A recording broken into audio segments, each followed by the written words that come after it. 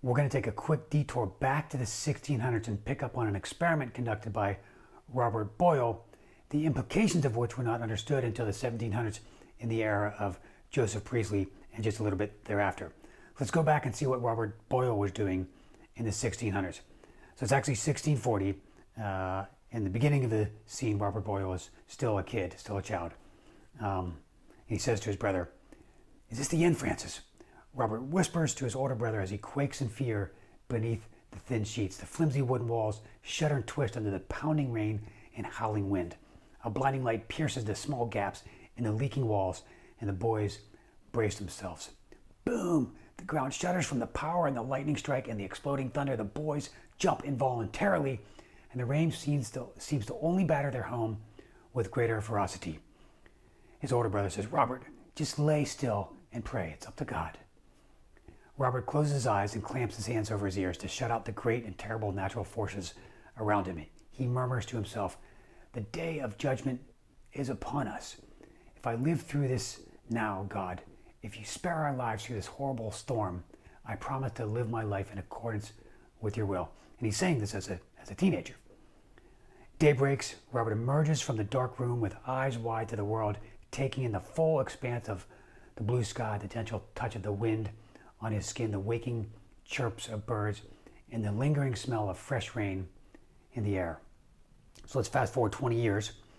Robert Boyle, now a full-fledged natural philosopher or professional scientist, carefully drips harsh smelling liquid from his cup onto the bare metal sample, and he observes the emerging vapor with intense concentration.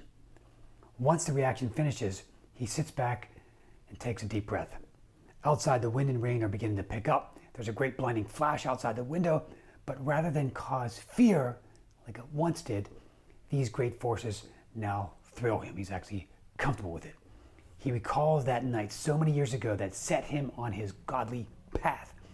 Not one to forget his promise, he's lived a pious and honorable life. But more than that, he has dedicated his life to studying all that is mysterious and unknown in the natural world. To Robert, nothing could honor God more than dedicating one's life to studying God's creation. And today he is unraveling the mystery of this bizarre air released by metals when touched by the harsh water known as hydrochloric acid. Using the tools you have developed following Joseph Priestley on how to generate a pure sample of gas, can you revisit and study Boyle's mystery air created with hydrochloric acid and metal and see if you can guess what this gas is? And just a side note, all of us at QuantumCamp, including myself and Raheem, certainly share Boyle's enthusiasm for exploring our natural world. It is why we do what we do. We love it. But each of us has our own set of personal beliefs and motivations for doing so.